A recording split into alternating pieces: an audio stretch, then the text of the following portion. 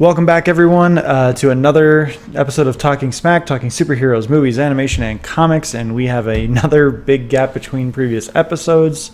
You've heard the excuses before, so we're just going to dive right into it. Joining me again this week is Alex. Alex, welcome back. Hello, hello, hello. And in lieu of doing our usual format of news and then main topic, we've got two main topics. One is Infinity War movie review. The other is Deadpool 2 movie review. Typically, I like to try and do non-spoilers, but Infinity War has been out long enough that we're going to do full spoilers. Yep. Makes sense, because it's been almost a month. No one's even going to listen to this part of the podcast, probably, unless I don't time code it, which I usually don't anyway. And then we're going to do full spoilers on Deadpool, because all the non-spoiler stuff you've seen in the trailers. Yeah. There's more layers to this Deadpool, but you already know the basic idea of the story, so we're going to move right along into it. So, Infinity War. Starting off right away, we have two ratings. We have must-see and pass. Mm-hmm. This is a must-see for me, obviously. You can't really be invested in the MCU and not want to see this movie. Well, it's just a must-see for me because there are things in this movie that I never expected to see in a movie ever. Thanos grips a moon and tries to Chewbacca the Avengers. It's fantastic.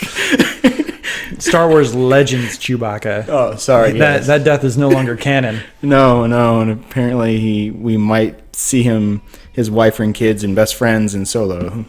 So yeah, I have thoughts on Solo, but we'll save that for the review episode next week. My main thought on Infinity War is, one, this is the Empire Strikes Back of the MCU. It took us 10 years to get here, but this is very much the Empire Strikes Back of the MCU. Completely. You have a darker ending where the heroes don't necessarily win, but they get out, most of them anyway. And it was just emotionally draining. I actually did pretty well and stayed away from spoilers. And when we got to the end, which we'll discuss later, I was audibly just going, holy shit. Holy shit. Oh, yeah. I've seen some people argue that it's not really The Empire Strikes Back because it doesn't feel like it's a fully complete movie, to which I don't understand that argument. I disagree out. Completely. It has a beginning, middle, and end. The main argument, they're like, well, it's going to get all resolved in the next one. It's like, yeah, well, it's going to get all resolved in the next one, just like everything was resolved in Return of the Jedi. This is an Empire Strikes Back style movie in that the heroes lose and now must figure out what to do next. I'm not sitting at the end of the movie wondering what is going on, what's wrong, why I feel like the mission wasn't completed. The mission failed. That's the movie. I would counter argue that with going with the Star Wars trope, it's all a matter of perspective, because this movie is pretty evenly divided four ways. Mm-hmm. You have Thanos and his quest for all the Infinity Stones to get the Infinity Gauntlet put together. Yeah. You have Iron Man, Doctor Strange, and Peter Parker doing their thing. Mm-hmm. You have the Guardians and Thor doing their thing. And then you have the Earthbound heroes doing their thing. Captain America, Scarlet Witch, all of them, Black Panther. And even though you have this four-part story, this is very much Thanos' movie. Oh, yeah, totally. And that's where it kind of... you get the complete story, is because you have Thanos' story, which is beginning, middle, and end. Although we do kind of come in the middle of the beginning because we don't see the attack on Xandar. But this is very much Thanos' movie. We set up emotional stakes for him because he has to do certain things that cost him things that he cares about, although as a villain he's not supposed to care about anything. And I apologize if you hear kids screaming in the background. My children are refusing to fall asleep. But yeah, the one thing I will talk about right away is Thanos' quote-unquote children, the Black Order, the Ebony Maw, Cull Obsidian, Proxima Midnight, and Corvus Glaive. They are technically, Thanos views them as children. They're his servants. They consider themselves servants, but they are also his children. Like, they are the closest thing he has to children. And while most of them are just kind of placeholders to kind of progress the story along, the Ebony Maw, especially the weird priesty one. I'm sure you're not familiar with all the names. No, well, I'm very familiar with Proxima Midnight because I kept going, she looks cool. This is gonna sound weird, but she was gorgeous. Yeah. Like when they did the close-up shots, she was creepy, but the art and the animation of the graphic design was just awesome. Yeah, no, I kept every time they get to a close up, I was like, she's fascinating. I would like to know more about her. Can I cosplay as her? No, I'm not gonna do that. Can my wife cosplay as her? Because her outfit, her thing, the poise, the motion capture actress they got for her was fantastic. One other thing I will say about the Black Order is that Kevin Feige came out and said, once you hear their voices, you'll know who they are. No. And it's like, I couldn't pick those people out of a lineup. No, not even close. Yeah, and I mean, that's fine. It made it less distracting because I wouldn't be like, oh, that's Mark Hamill. Oh, that's D. Bradley Baker. Yeah. That's Tara Strong. I wasn't... No, I had like no the minute clue I realized that I'm not going to actually recognize these voice actors, I'm like, I'm going to move on and just enjoy this. Yeah. But the Ebony Maw, he was creepy as hell. He's the Squidwardy guy that blew Yeah, he was Squidward. That was fantastic. He was cool because I liked how they set him up, and that I was wondering how they're going to go, because Doctor Strange is Magician Supreme or Wizard Supreme. Sorcerer Supreme, thank you. And I was like, okay, well, this should be an interesting quick battle. And he's like, you're a child in your tricks. I'm like, ooh, this guy's going to be interesting. And he was very interesting. And I love that. I thought he was fantastic. Yeah. He was creepy, and he's exactly what somebody who is mastering the dark arts should be. Yeah, and then you had Cole Obsidian, who was the big brute guy who just like grunted along. And him. He went through 2 arms within the movie. And then he got just sliced and diced and made julienne fries. On the Harry Potter portal orb, shield, yeah. And at Proxima Midnight, I think she was the second most utilized out of the Black Order. Ebony Maw had the most things to do, but that was very early on. Yeah.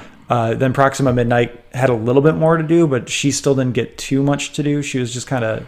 She and Corvus Glaive, which in the comics they're actually married, which is why they kind of have a similar skill set and power set. Right. He's got his staff and she's got hers. But Corvus Glaive is actually like Thanos' right-hand guy in the comics. He's the guy he goes to, and they didn't give him much of anything to do. He had a couple of little one-liners, but he had a very forgettable role. Which one was he? He was the guy in the hood. He was the guy that was like trying to steal the gem out of Vision's head. Did he die? Yeah. How did he die? Let me go through my data banks here. Somehow he died. Okay. He gets stabbed. He gets Coulsoned. Yeah. So he gets fighting reverse Vision. Yeah. He's fighting Vision in Wakanda, and then Cap comes, and Cap gets a little overpowered, and then Vision gets him. And Vision shows up from leaving. He does his did they or did they not databank him moment and shivs him. Yeah. Yeah. Okay. Okay. So we're gonna kind of talk about the story a little bit here. Everyone knows kind of how this movie starts through the trailers. Thanos shows up on Thor's ship, which we see at the end of Thor Ragnarok. Ends up killing Loki. Again, we're talking full spoilers here, which it's the first 5 minutes of the movie. It's not to be expected. But the way Loki went out was actually still pretty nice for a character that really seemed kind of unredeemable or irredeemable. He considered himself an Odin's son. Yeah. And he did something that I'm going to come back to if I remember to put it in my notes. That also Gamora did, where they're the only 2 people in the entire movie. I'm just going to get to it now, otherwise I'm going to forget. They're the only 2 people in the movie that went for Thanos' head. Yeah. Thor, when he ends up doing his, he just chucks his axe and gets him in the chest because he wants that moment of vengeance to kind of gloat, and it doesn't work. But yeah, Loki and Gamora both obviously kind of knew something that everyone else didn't really think about. Yeah, I actually really like Loki's mini arc because that entire beginning portion was mostly just him. Thor got beat up and then chained up really quick. Heimdall unfortunately gets off, and his whole purpose of being alive was to send Hulk to Earth instead of Thor or somebody useful, which kind of annoyed me. But the entire beginning portion is just Loki. Mostly they're setting up for him to get off, and I actually really liked it because he obviously has a Tesseract, which is why they show up. He then tries to make a bargain, which of course is a trick because he's like, oh yeah, we have a Hulk, Yeah, which was a nice callback. Which was fantastic. And then I really love what they did with Hulk is they did, it's called like beat up wharf. It's a trope where you take the strongest creature that you have and you beat the hell out of him in the first 5 seconds to show, oh, this guy's going to be tough. Yeah. Which completely worked, and they continued that arc with him. Then Loki, hands it up, tries to give himself as a servant again. And, of course, Thanos is not having it because Thanos already had Loki as a servant. Knows he couldn't trust him. So he strangles him to death in front of Thor. And that was dark. Because it wasn't like I expected him to snap his neck or something. No, it was just like he just slowly strangles him while Thor watches until the neck breaks. And they put Thor through so much in these movies. Oh, yeah. Like, first movie, he gets his power taken away, which he earns back. But then at the end of the movie, he finds out that his brother is a traitor and presumed dead. Right. Come back in the second one. His mother dies, but his brother comes back, but his brother's a dick. Yeah. Well, I mean, you go to Avengers and he finds out that his brother's alive, but Yeah. his brother's a dick. And then, again, mother dies and also thinks Loki dies again. And then you come into Thor 3 and his dad dies and he has to kill his sister and he loses an eye. Mm-hmm. And Asgard is destroyed, or at least the city's destroyed. Yeah, the city of Asgard is destroyed. And then after all that, Jane dumps him. And yeah, there was that moment with Rocket and Thor where Rocket goes like, I have to be the captain, and wanders over and talks to him, and he's like, oh yeah, he's putting on the Ragnarok persona of like he's gone from stoic kind of like medieval drunkard to I need to pretend to be the king to kind of like surfer boy persona, which I think really works. Yeah. But then Rocket talks to him and Thor lays out everything he's lost in the last 5.5 years, and it's like, damn, yeah, you've been put through the ringer, boy. Yeah. And then it all drops, and for like 15 seconds, we actually get some good acting out of Chris Hemsworth of like, oh shit, this is right, man. This is a person. This is somebody we've been watching this journey with. He actually is a broken figure. And then he's like, oh, gotta kind of keep smiling, or whatever little line he has of, we're gonna go do this. It's like, oh, this sucks, man.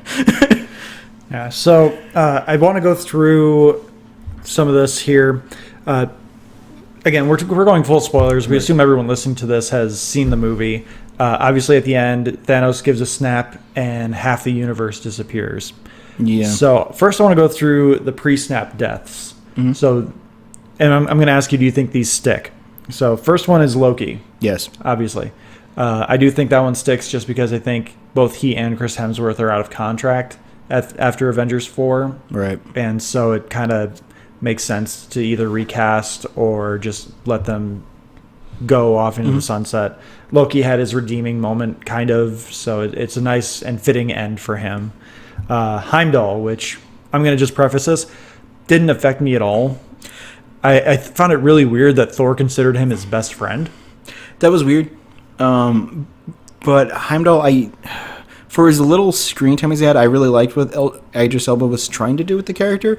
Because the first one, he's just kind of hanging out there. I guard the bridge. The second one, he does the whole, I'm going to help betray everybody so you guys can get away. The arrest me moment. And then the third movie, he has his Jesus underground savior railroad kind of, and then it turns out he can share the eye vision with others, which I thought was really cool. That was a really interesting addition to it. Yeah. I will say I am very grateful that he did not end up being the Soul Stone. Yeah, that was a stupid theory, and I'm very glad it ended up not being true. Well, I'm just glad it wasn't in Wakanda, which everyone was saying was going to be. Yeah, I was like, Earth is way too important for 99% of the stones to end up there. Yeah, half of them at least, because there would have been 3 at that point on Earth. Tesseract, Aether. Well, at that point they had 2. They had the Mind Gem and the Time Stone.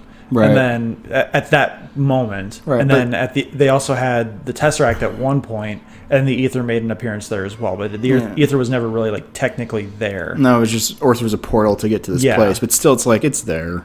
Yeah. So I mean, at no given time was there ever like 2 stones ever being kept on Earth, though. On purpose. Yeah. So we obviously talked about the Black Order. I think those deaths stick just because they're the villains, and Marvel doesn't care about most of their villains. And then the big one, Gamora, I don't think that one sticks, just because we already know there's a Guardians 3 coming out. I don't think it sticks because of her importance to Thanos. So I think there's going to be some kind of timey-wimey stuff of maybe she's stuck in the Soul Stone, maybe she can be redeemed from it. Maybe that place where the Red Skull is actually some kind of housing unit. I don't know. Maybe that's not actually a real cliff. Maybe it's a metaphorical, oh, wow, you're willing to kill your daughter. Okay, she's dead, quote unquote. That's what I was thinking for a while, and then they showed her lifeless corpse on the ground with the blood spewing out. Yeah. I think she's going to come back if it's going to be some trickery of the Soul Stone or the Time Gem. The Soul Stone has been known to retain the souls of people killed by it or around it.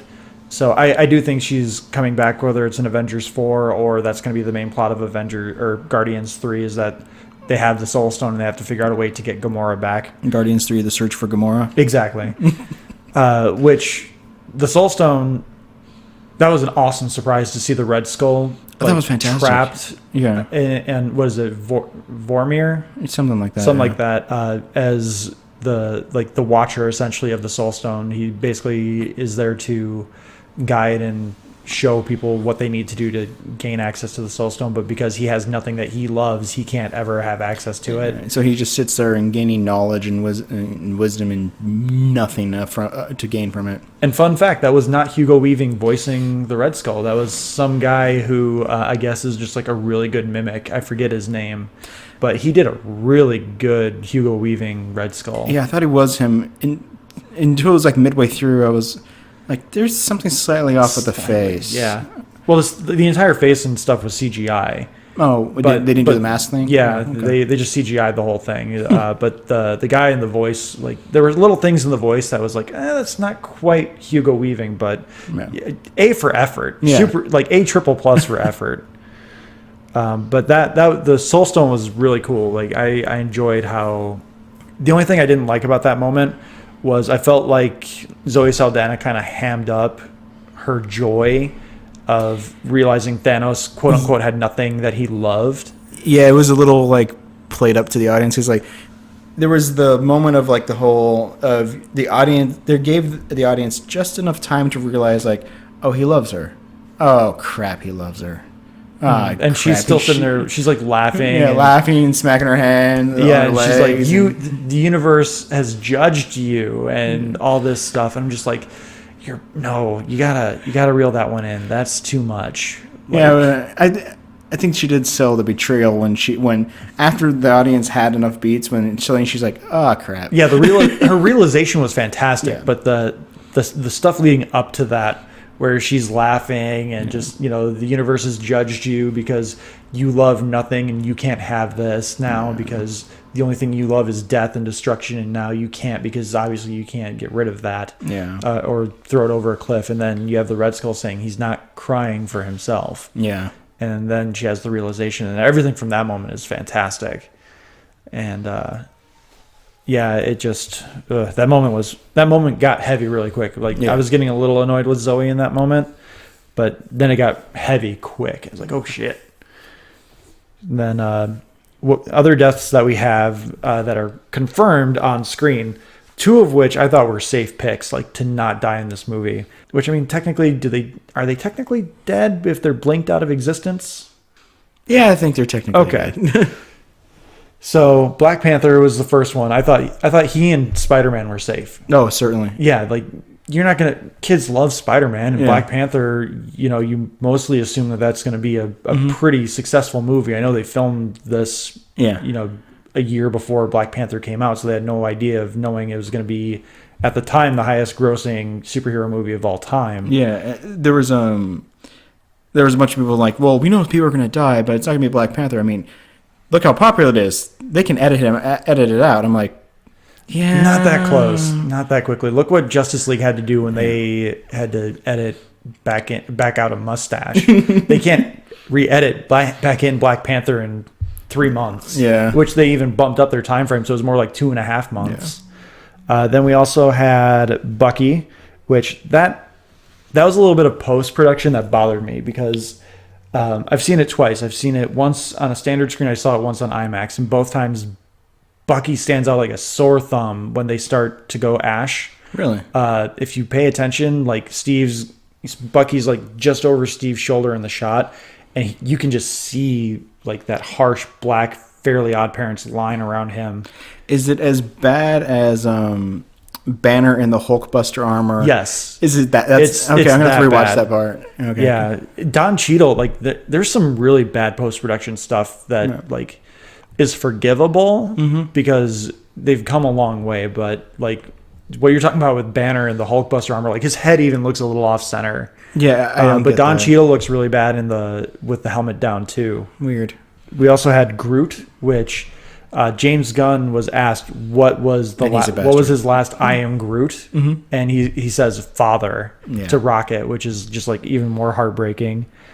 Scarlet Witch, Star-Lord, Drax, basically all of the Guardians except for Rocket and Nebula. And then you also have Doctor Strange, Maria Hill, and Nick Fury. Yeah, there's some. So. And then a bunch of no-name Wakandans. Yeah, to cut back to some of the weird deaths, I am slightly annoyed by Nebula not disappearing. Because I've gone through this weird phase with her. Like, the first movie, I kind of liked her. The second movie, I actually really kind of liked. I liked the whole story of her going along the lines of, how we were sisters, we grew up together with him, we fought every day, and every day he would take a piece of me away and replace it with robotics until there's nothing left of me, and you never let me win once. I was like, wow, that's harsh. But then this movie, I was just like, I don't know, I just didn't care. Like, I don't know if it was the plot's fault with the whole Gamora out of nowhere telling her, oh, I know where the Soul Stone is, but I'm never going to take him to it. And and for some reason, apparently Nebula is a living recorder, which was never established and suddenly is. And apparently he can just tap her databanks and search for Soul Stone. Oh, hello. That's weird. And that pissed me off. And I'm not sure if that's the character's fault or the writing's fault, but I suddenly didn't care about her. That was very much a plot device. Yeah, okay. That was just Thanos needed a reason to not trust Gamora, and even though he's like, you were always a bad liar, now I have proof. Like, okay, but going back to Gamora, there's a plot hole in what you were just talking about when she tells Star-Lord that if Thanos gets her, Star-Lord has to kill her, right? Because she knows something, and if she tells Peter what she knows, then he'll know and he'll be in danger. Yeah. It's like you literally just learn the location of the Soul Stone by saying, I know where the Soul Stone is. Like, then it just comes into your mind. Like, okay, yeah. But she tells Nebula, like, she says, I found the map to the Soul Stone. Right. And I burned it. Okay, well, how come Nebula doesn't now know where it is? Yeah, that is a little weird because, because literally all she has to do is tell Star-Lord, I know where one of the stones are. Yeah. That's all she has to say to him. And instead he can be like, oh, well, that's a problem. Yeah. Yeah, you're right. That doesn't make it weird that she's like, promise me you'll kill me if he captures me because I know something. And he's like, well, what is it? I can't tell you. That is weird. Why didn't you just be like, I know where one of the stones are? Well, it's not only that she says, I can't tell you. She says, I can't tell you because if I do, then you'll know. Yeah. What sense does that make? That's weird. You're right. That's weird wording. That's like my biggest nitpick on the movie other than Thor's new eye being a different color. That bothered me a little bit. I was like, it's a robotic eye. Can't you just like pop it out and like change the color a little bit to match? Okay, so if we're going to talk about nitpicks, there's one thing that bothers me to no end, and it pisses me off. That's not how you smith. I'm sorry, The Lord of the Rings and my limited amount of actually blacksmithing while doing reenacting, you do not make a functional battle axe by just heating up some metal, pouring it into a flat shape, and it suddenly works. All you have is a flat slab of metal, but that thing's a full battle axe with it's sharp. The mold. No, the flat is the outside of the mold. It poured on top of it, and then he like hit it with his hand. Yeah, and poured into it. Yeah, but he then hit it with his non-hand, and it just kind of breaks out, and it's fully formed and sharp.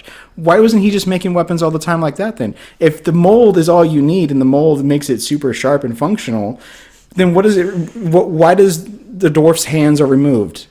It's because it's Uru. See, that's not how you smith, though. That's how you smith with Uru. But then what does he need hands for? Because he's a dwarf and he's a little arrogant. No, you need hands to refine. He's a 10-foot sharpen. He's a 10-foot tall dwarf. You fold the metal. You sharpen. You use different things. That's the only thing that really pissed me off. Is it just like he just hits it with his hand. It breaks out of the mold. And he's like, I just need a broomstick, and we're good. And it's like, it's not sharp. I like the idea of Groot giving up a piece of himself to be the handle of the of the axe. Mm-hmm. But if you go back and look at the concept art of Infinity War, where you see like the big spreadsheet of all the heroes, Thor's got his hand behind his back, and he's got this really like sleek, beautiful handle of the new Stormbreaker, of his new axe hammer, or whatever you want to call it. I like that a lot more than I like Groot as the handle, but I like what they did with Groot. I like the meaning of it. Yeah, it's although technically the handle it's no longer a part of Groot. I guess. He broke off his own arm to give him the handle, which is pretty cool. Yeah, and then his arrival in Wakanda was awesome. Oh, yeah. And they blast the Avengers theme when Rocket and Groot and Thor show up, and Thor's in his full body armor, not just exposed arms. That's a great moment. I don't know if we were talking about this off the air or on the air, but in the Battle of Wakanda, they do two things that are awesome. One, they pull off a faceless army. Yes. You don't even think about it. No. Like, you don't even realize that, they're doing the Chitauri and the Ultrons again.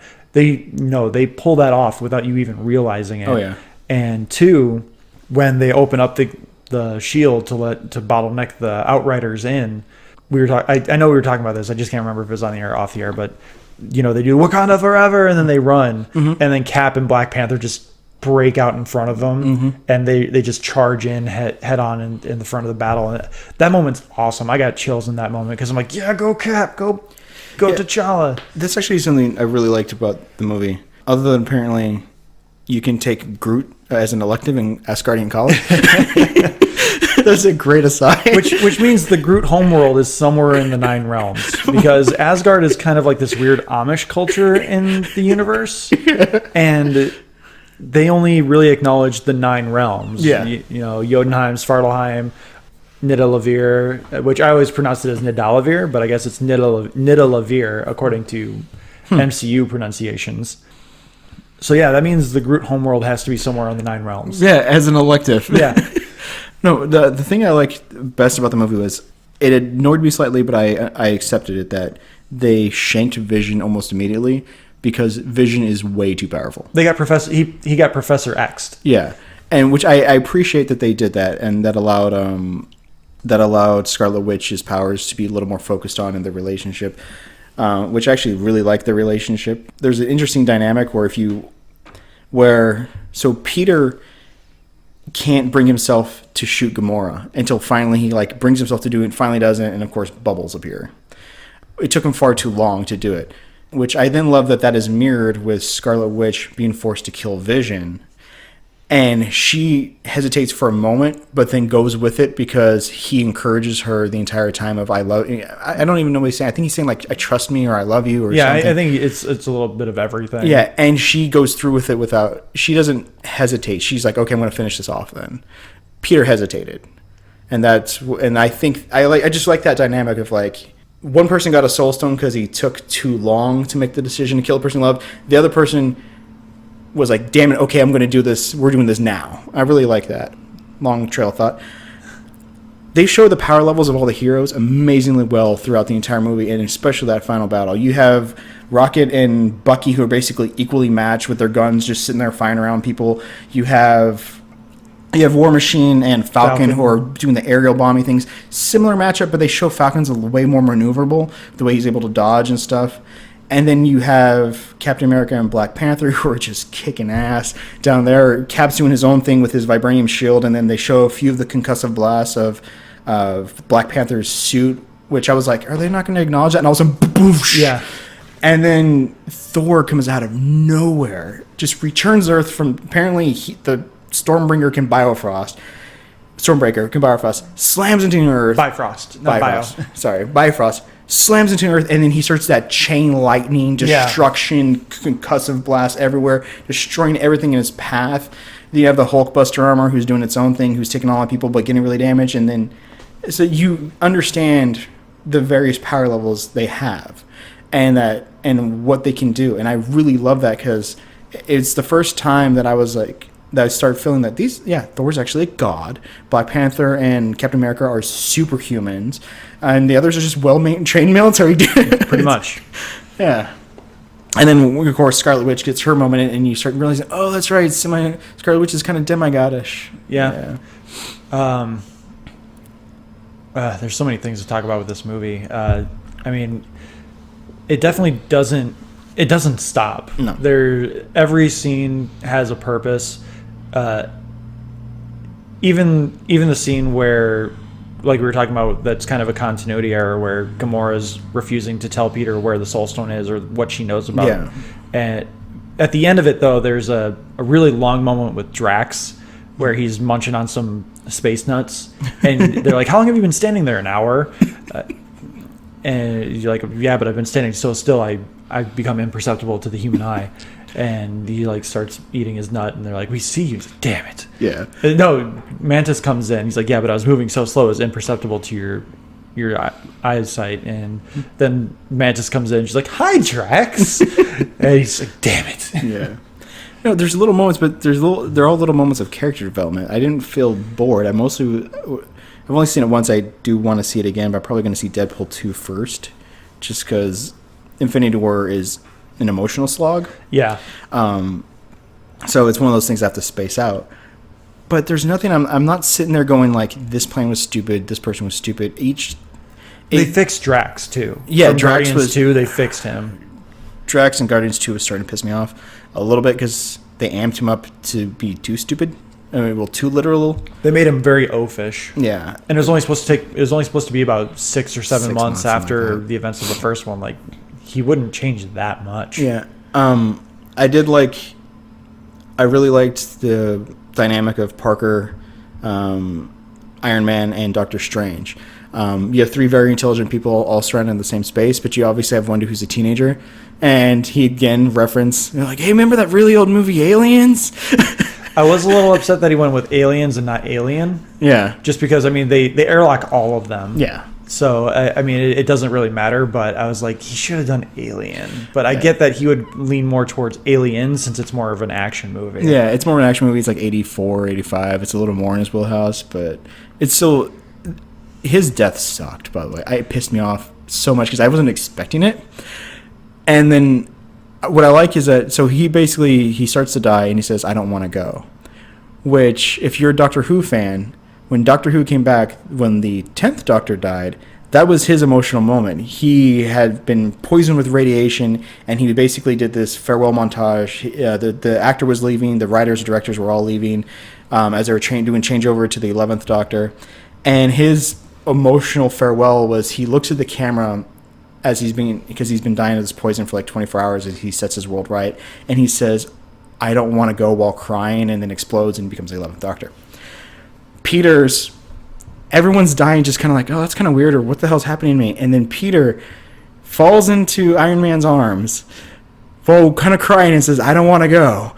And I'm just like, and I'm thinking the 10th Doctor, I'm like, I don't want you to go. You took a doctor away from me, and now you're taking Spider-Man. You're taking the first person who's both Spider-Man and Peter Parker, you bastards. Yeah. You're killing him. What's wrong with you?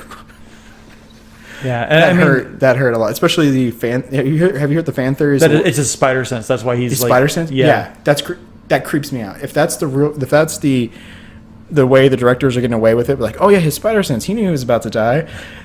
That hurts even more. Because everyone seemed to just kind of like look at their hand or like get a really funny feeling, and then they were gone. But Peter like lingered, and that's one thing that I do want to get to before I forget and before we move on. I do not think it is a coincidence that the original... Spoilers for Avengers 4. We know Hawkeye made it. He didn't get snapped out because he's been seen on set, and there was a big fan thing about how Hawkeye wasn't in the movie.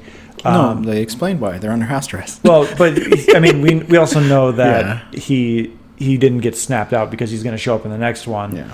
But I don't think it's a coincidence that the writers left the original 6 Avengers alive. You've got Banner, Cap, Thor, Iron Man, Hawkeye, and Widow. Black Widow. Yeah. I don't think it's a coincidence either. It does grate me a little bit. It's just a little too obvious, and that bothered me because I expected Scarlet Witch, War Machine. I expected maybe Doctor Strange. Oh, did I mention Sam? I think I forgot Sam in my list. Isn't he? Wait, Sam's there, isn't he? No, he's not. Sam's gone. Yeah, War Machine was looking for him, and he ashed before anyone even noticed he was gone. Oh, that's right, because he was like he was crouched on the floor or something like that because he'd been knocked out of the air or something. Yeah, and you're right. That does kind of annoy me a little bit. I understand it's probably purposeful. It's like, hey, we're regressed now back to the beginning kind of thing. And I think it's just, again, a last hurrah for the Avengers team. Yeah. It's going to be... Captain Marvel's going to be doing something where she won't be able to take on Thanos, and the original 6 Avengers will have to just team up one last time to take out their greatest foe ever. Yeah, it's going to be something like that. I'm just slightly annoyed by it. I like it. As long as it's done well, I like it. Yeah, well, it's a little too... Well, there's just something a little too... I don't know, it just seems out of... How does it snap the fingers and half of the original team isn't gone? Because, I mean, you expect... Because it's random. Yeah, but... But it's not really random because the screenwriters don't want it to be random. No. I kind of expected Tony to go, but then Tony's still alive. The first 10 years of the MCU are very much Tony's story. I know, that's... So... I think Tony might be a good candidate to die in Avengers 4. Yeah. The Russos and everyone have kind of laid it, and Marvel especially, have laid it out that you don't need to have someone be permanently dead to have stakes. Yeah. And I'm okay with that. If Captain America survives through Avengers 4, if Tony survives through Avengers 4, and they're just like, we need to call it quits. You got Captain Marvel now, you got Spider-Man, you got Doctor Strange. You got a good figurehead right there to keep going on as the Avengers, but we're done. Yeah, I mean, I would like to see some of the stakes, some of the people actually dead though. I understand that they always want to leave the door open in case they can strike a new deal with them, but somehow they're going to undo half their universe being snapped, which either that's beating the crap out of Thanos to get it all back, but his glove was pretty blown up, and so was his arm. That was going to be one of the last things I wanted to talk about. The last shot of the movie is Thanos on his farm, finally getting to relax, like he said. Before he goes, when he snaps his fingers, that Infinity Gauntlet is damaged all to hell, and so is his arm. Mm-hmm. And so I'm curious if he's not going to be able to utilize... Maybe like 1 or 2 of the stones are cracked, or maybe he just is not able to utilize the full power of the gauntlet anymore because of how damaged it's become. He's able to use the space stone to teleport out, but we don't know the full extent of his ability to use those stones individually anymore or together. Yeah, I did like what he told Thor. He's like, you should have aimed for my head. Mm-hmm. Yep. So that was really good. And Ant-Man and the Wasp they've confirmed is before all this happens. I think it's going to happen just before to concurrent. I bet one of the post-credit scenes will be like Hank Pym getting ashed and some people around them. I hope not. I just hope it's another one of those little, like, hey, this is our own adventure thing. What's going on in New York? I don't think they're going to acknowledge it. I think that's going to be like the very end. Like they'll resolve their like whatever conflict it is, and then they'll turn on the TV and they'll see the giant donut flying over New York. And then Captain Marvel's a 90s movie. Yep. So it's going to explain why she's been gone for 20 plus years. I am slightly concerned because they admitted that Coulson's going to be basically like second fiddle to her the entire movie, and he's going to be like the new guy in the Force. Mm-hmm. I don't think I could take an entire movie of 30-year de-aging. It's creepy whenever they do it. I don't think it'll be that much. Like Nick Fury is going to be in it too, and he's going to be de-aged. There's been leaked set photos of him wearing a wig, so he's got like 1990s Sam Jackson hair, but not Jurassic Park Sam Jackson hair. Oh, that's the best Sam Jackson. That is. Well, no, it's just when they did the late 80s, early 90s for Ant-Man 1, and you had that version of Hank Pym, it was a little creepy. Because I'm like, wow, this is Wall Street. This is Fatal Attraction, Michael Douglas. This is wrong. This is wrong. Well, they did the same thing with Kurt Russell in Guardians 2. And that was creepy. His teeth bothered me. Like, everything else was good, but his teeth bothered me. He looked like he still had his baby teeth. Yeah, the part of the thing that bothered me about that one is, I'm like, his head looks too big. But then I watched, like, it was it was like a month or two later, I then watched Escape from New York and one of his other movies right thereafter. I'm like, he's always had a big head. Yeah. I was like, his cheeks look too big. And they even gave him the like 1980s Kurt Russell hair and everything, yeah, it was too. really weird. Yeah. And then they pulled off young Robert Downey Jr. as well in Civil War. Yeah, that's one of the weirdest ones. I mean, that works so well, and yeah, it's so weird because of his hard life. Yeah, and he walks like right next to himself too. It's just like, oh my god. Yeah, and because of his hard life, he does not look the same. I mean, Michael Douglas, Kurt Russell, they've all lived, from what we understand, apparently a very moderate life of just a little bit of cocaine and some cigarettes and women, But Robert Downey Jr. has lived a rough life, and so seeing him so de-aged and so young, and so that clean and healthy, the effervescent skin kind of like glow to him was really creepy. Just slightly off topic. I did recently watch the newest Pirates of the Caribbean where they do a de-age on Johnny Depp as well. That's a really good one too. Not the movie, but the de-aging. Yeah. Here's the part that bothers me about that de-aging. They used a stand-in young man to do that entire thing, and then had him do it, and then they did that whole magic de-aging thing. There's another dude who's had a very hard life. It is so creepy seeing him so young because they basically took Nightmare on Elm Street Johnny Depp, pasted it onto this kid who's doing a Johnny Depp impersonation, and it is creepy. Mm-hmm. Really good though. Yeah. The rest of the movie was terrible. Yeah. And like, it makes no sense. I'm not going to get into it, but like, they had a post-credits scene that teases the return of Davy Jones, but it undid all the curses, so technically Davy Jones shouldn't be cursed. And they paid Keira Knightley $5 to show up for 2 minutes and then lay in bed with Orlando Bloom. Yeah, it's kind of weird. I think that'll do it for Infinity War. It's a good movie. Really fantastic. Definitely already up there. Probably top 3 or 4 MCU movies for me now. Oh, yeah. It's probably my favorite of the Avengers movies just because the second one is just terrible. But Avengers, the first one, the further I get from that excitement of that first build, that first movie, the lower it drops in my desire to watch it, other than to jump to the battle at the end. This one I can see myself watching because I saw the interactions of characters I've been waiting 10 years and 19 movies for. I really liked 2 very arrogant people going at each other with this young teenager watching. I liked Thor, his world seems so disparate to the others because he hangs out on Earth for the first one, hangs out mostly on Thor 2, hangs Earth or Asgard, and the third one hangs out on Jeff Goldblum planet. But now he's in space, and you're like, wait, actually space is large, and there's these other things out there, and then there's a god meeting humans and aliens, and they really don't address that fully in the Thor movies because it's not aliens, it's the realms. Mm-hmm. And seeing his interaction with Rabbit, and then finding out that the dwarfs are actually around they're taller than the Frost Giants. Yeah, they're taller than the Frost Giants, and they're around an imploding star, and that's where they get their energy. That's something that's so weird. Yeah, like that one weirds me out just because the star is technically dying, but do they like freeze it and only open it up whenever they need to forge something? That's what I got out of it. So but there's this, and you apparently need hands. But Thor makes a comment about how, or Rocket makes a comment about how like this is Nidavellir or however you pronounce it, Nidavellir. I'll just pronounce it the way I know. Like this is Nidavellir, and Thor's like, this isn't right. These rings haven't stopped working in thousands of years, which would imply that they're still, maybe the rings are like retaining the heart of the star. Yeah, I don't know. There's a lot going on there, but those aren't questions that are meant to be asked. Yeah, no, I liked it. It's things I liked it. It was an interaction I wasn't expecting, and then they added to the mythology not only of this random galaxy because nowhere's a place, and then the collector's dead, right? Yeah, I mean like dead. Yeah. Okay, they're not gonna bring Benicio back.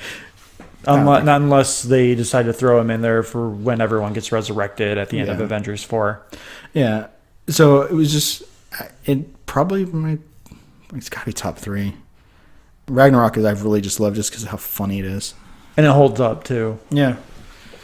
They're just good jokes, and it's a well-made movie. And they did redeem Rocket a little bit for me too. Like a lot of the Guardians characters just got really sour for me with if you listen to the last episode, you'll know Guardians 2 is one of my least favorite MCU movies. Yeah. And it's largely because of overlong jokes with Rocket and Drax and Star-Lord and all that. Like, I still really did not care for Chris Pratt as Star-Lord in this one. Like, it's not because of him doing...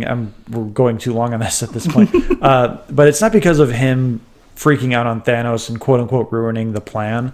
I do believe that Doctor Strange knew all that was going to happen. Yes. That's part of the one in the scenario that 14.5 million. Yeah.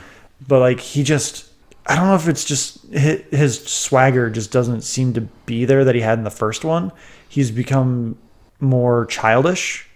Yeah, there's someone mentioned on some board somewhere that the problem with doing comedy movies that are permanently, like the Guardians of the Galaxy movies are permanently comedies that have some action in them, is that if your characters grow, they stop being funny, and so you're forced to have them keep repeating themselves. That's part of the reason why I do like the second Guardians movie, but some of the jokes are just too long, and I realize everybody's arc is the exact same as the first movie, which bothers me. They just kind of swap some little things out here and there. They give Yondu more things to do. So the whole Star-Lord ruining the plan thing, that doesn't bother me because they showed that's his impulse. In the second movie, that really terribly written line of, and that's why I killed your mom. And he immediately snaps out of the trance and he starts shooting the guy in the face. I appreciate that because that's an instinctive reaction. So this one's like, oh, you killed Gamora. Okay, I'm immediately going to shoot you in the face. Yep. But they toned them back and actually allowed them to be people again, which I actually really appreciated. And so we'll see if they actually can continue on some kind of good path in the third one. But if there's the same kind of man-child thing going on, will they, won't they? Well, I mean, we know they will, but if you're talking about Gamora and Star-Lord, that is really the only actual progression we've seen through that is that, oh, yeah, they are definitely together because at the end of Guardians 2, Gamora was just like, it's some unspoken thing. Yeah. And now they're like, oh, yeah, we are together and we are saying I love you to each other. Yep. So we'll let that be that. Infinity War, go see it. Thanks for listening to the 40-minute rant on a 4-week-old movie at this point. Wait. Well, okay, one more thing. I like Scarlet Witch and Vision. They have like 3 minutes of screen time, but I buy their chemistry. Do you? Yes and no. Because I've read some people I buy the chemistry. I can get behind it, but it creeps me out because Elizabeth Olsen is mid-20s, maybe late 20s. And I thought she was like 30 by now. Is she? I don't know. Yeah, whatever. She's late 20s. Yeah, but she's still like close to 20 years younger than Paul Bettany. Yeah. And that sort of stuff in Hollywood creeps me out. You know, that's the same thing as Andrew Garfield playing a high schooler for me. Yeah. See, some people are like, I don't care about Vision. I don't care about them. They never have screen time. I'm like, well, yeah, their screen time is limited because they haven't had movies focused around them. But I actually do like the relationship, and I like that her being forced to kill him. And when they were walking around Glasgow or wherever the hell they were at the beginning of the movie, and you know, like, oh, they're romanticing together. Oh, they're trying to live their lives together. I was like, this is actually I'm buying this because this is more interaction of downtime interaction than we get with like Pepper and Tony. Pepper and Tony. They never have downtime interaction. It's always like some crisis is happening, things are going terrible, or like at the beginning of the movie where they're like, "Oh, hey, we're gonna have a kid." Crap's blowing up. You know, so yeah, Pepper and Tony are very much more helter skelter. Yeah. But yeah, I legitimately, both times I've seen the movie, I legitimately jump at each time Vision gets Coulson the first time. That's crazy. That just comes out of nowhere. So moving on, Deadpool 2. Fantastic. Really fun. Another must see. I don't even think you really have to see the first one to get this one. No, not at all. So I think the story is a lot more nuanced. They actually pull some emotional beats really well. Yeah. There's a lot of really good humor, and there's a lot of really good comic humor and like comic book movie humor as well that works really well. I don't think there were many jokes that fell flat for me. I'm trying to think of a joke that fell flat, and I can't find one. For me, it was we're going full spoilers with this. So if you don't want to get Deadpool 2 spoilered, thanks for listening. Follow us, like us, all that stuff. But I think the Juggernaut getting the electric the power line up his ass, that one didn't really work well for me. But I also just didn't care for the design of the Juggernaut. He looked weird. like a chimp or something, like stuck inside the helmet. Like his mouth was really weird. His design, I get where they were going with his design. It was like really super comic accurate. Oh yeah, it was really comic accurate, which was a problem because his real person's head doesn't fit in that dome. Well, he's that size of a body. He's augmented by magic and some other crazy stuff. Yeah. If you're going by the comic adaptation, yeah, that didn't work for me, and a lot of the Russell stuff didn't work for me. But I also think that's because I didn't care for his accent. Oh no, he's actually from New Zealand. I know he is, but I didn't care for it. Like I couldn't. There were some things I didn't understand, and it really caught me off guard because I did not realize that this character was going to have an accent. Oh, okay. I think Marvel and Fox may be going from the same casting pool because if I remember correctly, the director of Thor Ragnarok directed a movie called People of the Wildebeest. Yep. And that kid is the main star of it. Okay. Yeah. So and he actually, it's a really funny movie. Yeah, Taika Waititi's, as far as I'm aware, he's actually not had he's the New Zealand Ryan Coogler. Yeah. Except he does comedies instead of dramas. Yeah. But no, I didn't think of any jokes that fell flat for me. The only thing that partially fell, the movie works for me. I might like it better than the first one. The first one just hit a real sweet spot for me. It's like a really nice, short, contained movie. It's brisk. Apparently, the movie doesn't work if you watch it in chronological order. It has to have that weird jump back in time constantly. This one, it's obviously they had a budget. I don't know. So some of the effects are a little iffy, so I don't know where that budget went. I think it mostly wanted to the Juggernaut and Colossus. So the movie starts off with a hysterical showing of Deadpool walking around the apartment he shares with Vanessa, and he's smoking a cigarette, sticking his head in the oven. He has a bunch of barrels of kerosene set up, and then he walks over to this little statuette of Logan from the end of Logan, impaled on a tree, bleeding out, which is how he dies in the movie. And apparently it's a music box because you hit it and it starts rotating Logan around it. It starts the music, and then he explains, well, Logan piggybacked off me. He chose an R-rated movie, and then he died, so I gotta die too. And he jumps up onto this barrel and explains, well, how did I get here? And then the barrels all blow up. Yeah, and I like that they actually kind of homaged the first one with the broken timeline. Mm-hmm. And they kind of led up to all of that stuff. Yeah. Then once you get through that, though, the story kicks up, and I think there's a really not dramatic, but what's the word I'm looking for? Emotional. Not emotional. It's a really harsh cut to Cable. Oh, okay, yeah. You just jump to Cable, and it's just oh, whoa, okay, I guess we're doing this part now. Oh yeah. So they do a montage of Deadpool. He's become a worldwide kind of vigilante, going around killing a bunch of people, and a very, very gory sequence of just killing lots and lots of people, which is fantastic. And then it turns out that Vanessa died because he screwed up and didn't kill the right people, and they showed up at the house, tried to off him and Vanessa at the same time. They fell at that, and that's why he decides to blow himself up because he's so emotionally upset. And then you have an amazing James Bond title sequence. Yep. Featuring all Deadpool in sexy poses and doing weird stuff. And you get the classic title card of they didn't do the same thing that they did in the first one, where it's God's perfect idiot and stuff like that. They actually kind of gave an internal monologue of most of the audience. Wait, did they really just kill her? Yeah, I don't understand what's going on right here. And then it says written by, it's they're the bastards to blame for her death. Kind of thing. Yep. And I did like what it says, directed by one of the guys who killed John Wick's dog. Yeah. And then I think Ryan Reynolds' title card is the insecure bastard who can't share screen time or something like that. Before we really get into the stuff we liked, I want to just start with the one thing that I really was kind of annoyed by is that the only reason they brought in Negasonic Teenage Warhead was to be hey, look, she's a lesbian. See, that didn't bother me. I don't mind the representation. Yeah. I just wish they would have actually given her something to do instead of just show up at the end and be oh, hey, we'll take all these kids in the what's the word? It's something bird. Xavier school for the they'll take them in the flight. Yeah, we'll take them in the Firebird or whatever. Take them all to the school since they're all mutants. Well, we have more recruits, yay! But like that's literally all they did, and they like her girlfriend Yukio is the best part. Like that's my favorite bit. Oh yeah, hi Wade, hi Yukio. Yeah, that was I love that. It was just too adorable. Yeah, no, I actually really liked he and Yukio's interactions because it was really cute because you've got some of like Deadpool's from the comics. He does have his cuteness moments where he acts really silly and stupid and not just, a monologuing fourth wall breaking bastard. Yeah. But again, it felt like Negasonic Teenage Warhead was literally only there to be like, I'm a lesbian, look at me. And we have a Justin Bieber joke too.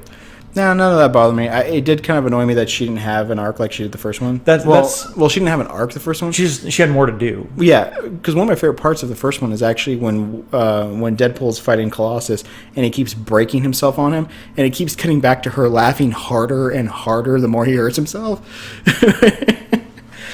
And she just was like stone-faced the entire time, getting annoyed that Yukio and Wade are getting along really well. But other than that, like again, I don't mind the representation. I applaud it, but I wanted her to do more. Yeah, I was kind of surprised that like she wasn't part of the X-Force group. Yeah, and like, well, I mean, the X-Force group was literally there to just die, except for Domino. What are you talking about? They were there for more than that. That was one of my favorite parts. That was a great bit.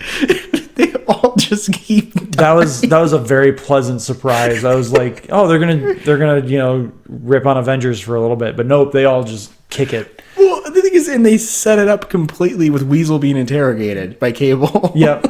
They're all like, I'll tell you the entire plan, everything. There's going to be a wind. It's going to be like 15 miles from like the northeast. It's a sunny day. Tomorrow you might want to do this. Oh, they're going to cut through this course. They're going to do all this. They're going to come in from a plane. He tells them the entire plan. Yeah. And then they're in the plane. And it's like, it's a little windy, isn't it? We're fine. And then they all just die. In horrible ways. Did you catch the hidden I didn't.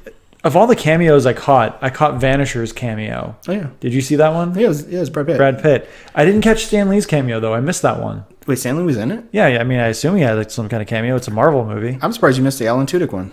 There's an Alan Tudyk cameo? Alan Tudyk and Matt Damon. When Cable shows up, when it lands in the past and he's walking up and he talks to the two rednecks, the fat redneck is Matt Damon doing a Matthew McConaughey impersonation. Huh. The other redneck is Alan Tudyk. And I knew immediately it was him because he had the body build and he was doing that Tucker and Dale kind of like his chin's a little forward and he's doing a little draw, and I was like, that's Alan Tudyk. Huh. I know that's Alan Tudyk. Oh yeah, I see it right there. Matt Damon, redneck number 2.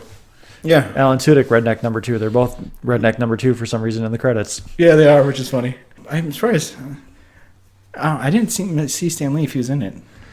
Someone in my group told me that they saw it, but I mean, getting back on track to the movie. The manager. They keep cutting to the stupid floating parachute. Yeah. There's nobody in it. Yeah. Well, he was in it. I mean, well, yeah. But I was actually... there's a thread or a storyline in the Deadpool comics of Deadpool kills Deadpool. Yeah. Which I think that actual storyline is... all of Deadpool's dismembered parts actually like form together to form like an anti-Deadpool. That's awesome. Yeah, and he's like all disfigured, like he's got a leg where his arm should be and stuff like that. And obviously Deadpool can't kill him because it's another him, and Deadpool can't die, so he has to like creatively dismember him. But there's also a thread or a story where Deadpool wants to die. Like he's just like, I need to die. I need to find out what can kill me.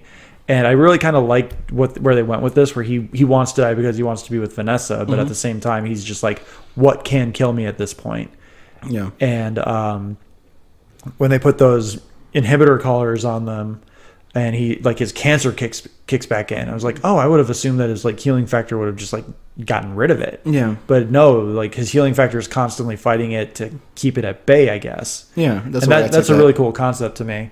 Yeah, that's the way I took that. It was like when he started getting sick and vomiting and nausea and all that stuff, I was like, oh, the cancer's still there. I assumed he was healed as just part of like the whole regeneration just screwed him up. Yep. And he was just he's healthy and can live forever kind of thing. But no, it seems that his cancer was always there, which I thought was really cool. I was like, and then he seemed kind of excited. Well, not excited, but accepting him. He's like, well, I'm going to die. Yeah, cool. I'll die of natural causes. I don't have to worry about going to like kill myself. Yeah. So what did you think of Josh Brolin as Cable? he didn't have a whole lot to do per se, but I really like what he did with it. I mean, he was there to nothing but just be a foil. Yeah, no, he was just there to be the bad guy, and he was just there to snark a little bit, and I'm on a mission, and that's all he got to do. I did buy his little change of heart at the end. I actually bought that, which I understand some people might not, because out of nowhere he's just like, well, I guess I'll save Deadpool's life. But I actually bought it because he knows his daughter and wife are alive. I'm assuming that he realizes it's kind of effed up that he came back in time to kill a kid. But I liked it. I really, really loved the character design when he actually was like... when they took off the shirt, yeah. The only thing I wish they would have gone into the technovirus that is infecting him. I didn't know about that. In the comics, Cable looks like that because in the future, there's this weird technovirus that infects people and they slowly become like a machine. Weird. And that's what is going on with him. So like it starts off with like fingers and it just moves up and just infects the whole body. So I know in recent times there's been at least one moment where the virus like took over everything but his head. Huh. Oh, that's pretty cool. Which is why he has like the robotic arm and stuff. But speaking of the robotic arm, I was really surprised at how many shots they took at like existing properties. Not just like Fox properties, you know. He's like he sees Cable and he's like, "Who's the fucker with the Winter Soldier arm?" And you know, they took a couple of shots at the MCU and I was surprised they actually did leave "You're so dark. Are you sure you're not from the DC universe?" Oh yeah, I was surprised they left that one in. I thought that was just like a trailer line. Oh yeah, no, they actually noticed like right at the end of the movie where he finally said. You're nothing but a clown dressed up like a sex doll or something like that. That was at the very, very end of the movie. I was like, that's right. I thought that line would have been earlier. But apparently it is from the movie. But no, they took a lot of shots at Marvel. The whole, he has 3 questions.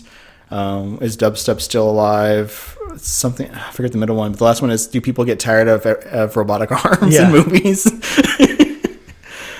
Or the middle one was. What was something? I don't know. It was something about Deadpool. I forget exactly what it is. Yeah. But it's a super fun movie. For 2 hours, it was very brisk. Oh, yeah. There are post-credit scenes, which we will discuss in a little bit. Yeah. One deleted or scrapped idea I guess they had was Chris Evans was apparently supposed to show up in a Captain America outfit. Oh, that would have been perfect. This is supposed to be a post-credit scene where he shows up in his Captain America suit and Deadpool calls him out for being the Human Torch. Oh, that would have been fantastic. Yeah, but I don't think Marvel and Disney would have allowed Chris Evans to show up as Captain America in that movie because there's distribution and likeness rights and stuff that they have to get by. And whether or not they'll actually be able to buy it and blah, blah, blah, blah. Yeah, one thing I want is Deadpool's crayon-drawn map of the plan that they were going to execute just because there's so many little things in there that I didn't quite catch. Like, they foreshadowed Juggernaut a couple of times. Like one was Wade breaking the fourth wall and going and a great big steaming pile of foreshadowing. Yeah. And then there's he again circles the train or the caravan or whatever, and he's circling and it says surprise sequel monster. Oh yeah. You know, just kind of trying to throw people a little bit off. Surprisingly, Domino didn't have a lot to do either, but I really liked what's her name, ZZ Beetz. Yeah. Zazie Beetz. Yeah, I really liked her as Domino. No, I really, really liked her because as cynical and fourth wall breaking as Deadpool is, and the humor, the pluckiness of like him and Yukio and their little moments together, and then her just kind of like happy-go-lucky attitude of the entire movie was so hysterical. She shows up and there's a longer version of the interview where basically they keep arguing about whether or not luck is an actual power. And then you first see luck working as a power as she lands in like the street and starts going after the caravan. And he's monologuing about how it's not cinematic and nothing works. And it's just her just apparently just moving and all this craziness happening around her as she like lucks into all these things and into the caravan, into the driver's seat, all this stuff. And I'm like, wow, that actually made it work. Because I believe in the comics, there's some kind of stipulation to her power where she has to be moving for the luck to work. Like if you get her while she's asleep or you somehow trick her into like being tied up or chained up or something like that, the luck factor doesn't work anymore. And I thought they played that up in the movie by having anytime something lucky was happening, she was on the move. And like the one time something lucky didn't happen, which is the brakes went out on the caravan, she wasn't in control of the caravan at that time, and when that happened. But I thought they did her well. Like when the caravan eventually gets destroyed and Deadpool's broken and beat to hell, and Cable is as well, and she just happens to fly and land in an inflatable panda that was in the air. Which after that sequence, when they go back to the baby hand gag, but they just go full bore with it, where Deadpool's got baby legs instead. Or no, it's well before that. It's when Deadpool's still going through his depression. I love the fact that they called back to just like a gag that they had in the first movie, where Wade tells Blind Al that he had a cure for her blindness. I loved that. Buried in the floor underneath like 8 pounds of cocaine.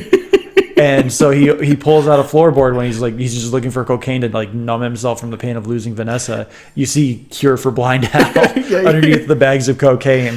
Yeah, these 2 giant bags of cocaine, some guns, bullets, and ammo, and then the cure for Blind. There's so many great gags and callbacks in this movie. It's so much fun. The final conflict is interesting too, even though it's just 2 CGI monsters of Colossus and Juggernaut going at each other. But it's more about Deadpool and Cable kind of learning to work together. But the number one thing that I think bothers me about this movie is technically Cable should have disappeared.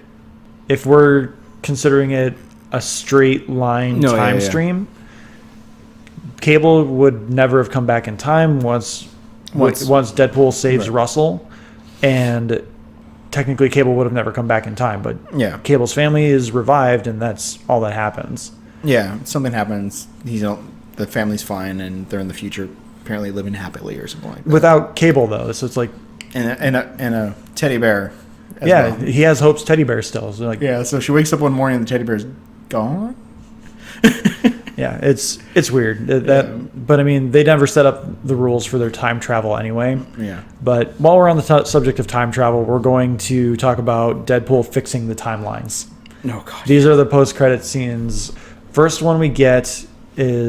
post-credit scene we get is Negasonic Teenage Warhead and Yukio fixing Cable's time travel device. Yeah.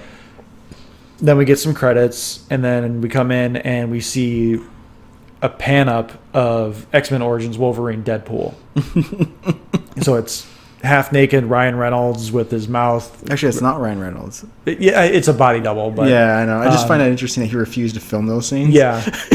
But he's got the mouth grafted shut, and we see Logan say, "Oh, I see that Stryker finally found a way to shut you up." Yeah. And then just a bullet goes through Origins Deadpool. Yeah. And he's just like, "Hey, just fixing the timeline." Just like unloads a clip into him. And then he's just like, "Love you."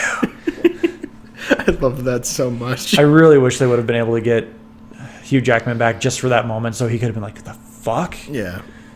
The next one was I forget what the second one was. Oh, he goes back and saves Peter. Yeah, he saves Peter. He saves Peter, and he's like, "Bye, just walk away, Sugar Bear. Just walk away. We don't need you anymore. You can go." Okay. It's kind of scary. Give Domino my email. Yeah. And then the last one is him killing Ryan Reynolds for getting the Green Lantern script, which is great. Oh, I love that. Especially since he's like so excited. He's like, "Finally, I'll be in the big leagues and bullet and blood splatter all over the Green Lantern." You're welcome, Canada. It's so good. It's he also so much saves fun. Vanessa's life. Yeah, which that raises some questions of, is she going to be back for the third one? Is she technically still alive?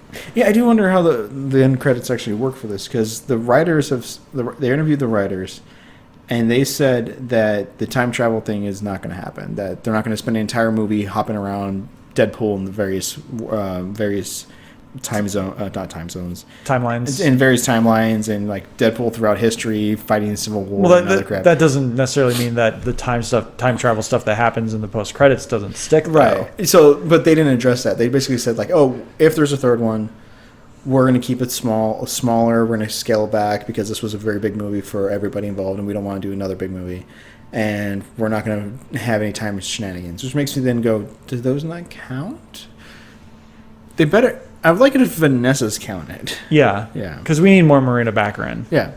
And that did slightly bother me that apparently they only got her for filming for like 2 days. So, like, they filmed them together and then just filmed her around that room a few times.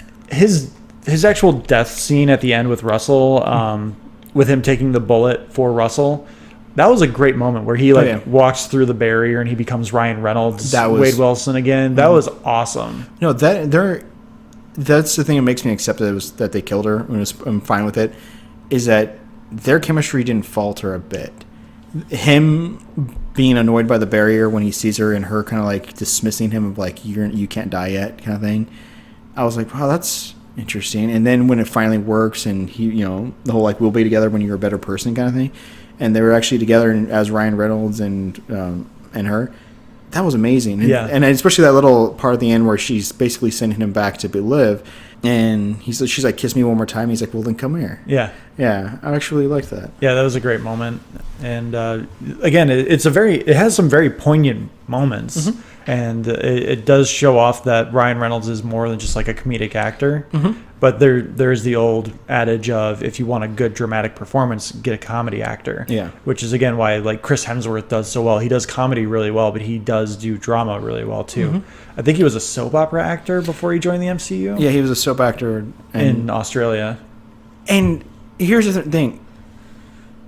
He has 3 minutes of screen time in Star Trek, the 2009 reboot. Which every time someone mentions that, that was Thor. That was Thor. I'm like, what? And then you rewatch and he's a super lanky tall dude who looks way too big for those narrow quarters, and he hasn't put on a damn bit of muscle yet. And that was a great name the kid Kirk. It's a great name after my dad or whatever. I'm like, and then he goes and dies, and I'm like, oh, that's right. That was a good little performance from whoever the hell that no-name actor was. Yeah. The thing about the Deadpool movie is it's just funny. And you mentioned they took a lot of pot shots and stuff. I took a lot of shots of Marvel, a lot of shots of Disney in general with the whole bitching that Frozen ripped off Yentl. Yeah, that was good too. It's just I want to see a third movie. And I do like the fact that Wade's last words were, "Do you want to build a snowman?" Yeah. Well, what did you think of that little Easter egg of the two of them, of the entire cast of the X-Men movies not wanting to hang out with them? I love that moment. I thought about it twice, and I was going to ask you, what did you think about the X-Men cameo? The only thing that does is it kind of breaks a little bit of continuity. Not that Fox cares about continuity with their X-Men movies, but they had the X-Men Apocalypse team. Right. And they also had it was still the same guy that plays Beast, but they had the X-Men Apocalypse team, which what I understand, this is a modern day Deadpool. This is taking place in 2018, 2016, somewhere in there. So why are the kids that were the same, why are these the 1980s kids? Well, yeah. Well, don't forget that Cerebro smells like Patrick Stewart. Yep. Yeah, no, it's just a damn good movie, and it's fun. It's exactly what I needed today. Just go there, laugh, and because the first one I went in with moderate expectations because they kept talking about how there's no money involved and they have no real hope in the movie other than of course Ryan Reynolds, and then we're like, oh, this is gonna be great. We're gonna do great, and they hired some first time no name director who delivered an amazing movie. This one I was looking forward to. I was really hoping that it would be funny and that it would be great with action. And the action was brutal. Some amazingly brutal action. I didn't think this was necessarily as visceral as the first one. There wasn't as much blood. There wasn't as much, dismemberment. Wade gets ripped in half at one point, and there is the spot where he, breaks his spine in the prison breakout. But I don't think there's really a lot more, as far as I remember, right. I feel like there was a lot more gratuitous blood splatter and stuff in the first one. No, the entire first part, when he's fighting through that Yakuza hot tub thing, their hands and arms are being chopped off left and right. There's a guy walking around the background with his arms missing, and then It's in the Red Band trailer where his hand gets shot out and he reaches through and the gun shoots through and he twists the gun around and shoots the guy's head. And then when he tumbles down the mountainside and he hits the rock and he crawls out of the river and his head's that's true. caved in mist. Yeah, he's missing a big chunk of his skull. Colossus gets his... I didn't know this could happen, but apparently Colossus's teeth can get punched out. Yeah, and he got a big dent in his forehead too. Yeah. So, I mean, I think it was a little more... They didn't do any of the first one had a lot more nudity because he went to the strip club and then he had that nude fight scene with Ajax. Yeah. This one, other than that one sequence with baby legs, there wasn't any nudity. He went full Basic Instinct. That was really creepy, by the way. That was... But they played it off really well, too, though. And, like, Domino seeing him without his mask for the first time, she's like, whoa! And they started doing some of the jokes again, yeah. But no, there was a few scenes... No, when Cable was going through, like, killing people, he's, like, breaking necks and punching people's... Like, breaking arms and stuff. I thought that... I think it's bloodier, but I don't think there's as much nudity. Maybe that's what I'm thinking. I don't know. I haven't watched the first Deadpool in a while, so maybe I'm just... But, again, this is a must-see. I don't know if there's much more we can really say about it. I enjoyed the hell out of it. Super fun.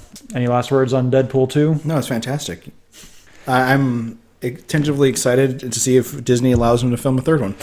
Yeah, I could see them using the Fox brand as a way to do R-rated superhero movies and still get away with it. I would very much like to see a Deadpool Spider-Man crossover as well, though. See... I think we've talked about this one. You could do a PG-13 Spider-Man. You just would have to have... I mean, Deadpool Spider-Man crossover movie. You would just have to have Ryan Reynolds being really pissed off that he can't curse, and every time he does, it bleeps. it either bleeps or they have like some kind of contrivance, like a truck goes flying by honking its horn. Yeah. One of my things I would really love to see is him trying to get around like the PG-13 censor, like take him to like a strip club. And be like, hey, look, we're going to a strip club, and take Spider-Man to a strip club, and just have the entire thing pixelated except for the two of them. And then have like Peter reacting like to everything he's seen, but we don't see anything because it's that 1990s bad cable pixelation. Yeah, and again, I agree. It can be done. It's just a matter of how they do it and what they're willing to do. So we'll see. The merger is supposed to go through sometime next summer. X-Force films in October. At least that's what Fox said. I don't believe any Fox dates right now. The merger is happening, so we'll see what ends up happening. Yeah, especially if the other rumors are true. With that, Alex, thanks again for being on the show. Always happy to be here. I think you'll be here next week. I don't know if we've talked about next week yet, but next week we're doing a Han Solo movie, the Star Wars story review. So if you're planning on seeing Solo opening weekend, we can do that. Yeah, that's depends on something else. I'll tell you off camera. All right, off camera. Yeah, we have cameras. Didn't you know? I did not know you had hidden cameras in my house. No. We were filming this all on cameras, but we're only taking the audio for the feed. Oh, okay. In any case, follow us on Twitter, Facebook, YouTube. We do have a YouTube channel. We're kind of trying to figure out if we're going to keep it or not, just because we only get like 2 views, and that's me and Derek. But we're on Facebook, Talking Smack, SMAC. Follow us on Twitter at Talking Smack Pod. And you can also email the show at tsmackpod@gmail.com.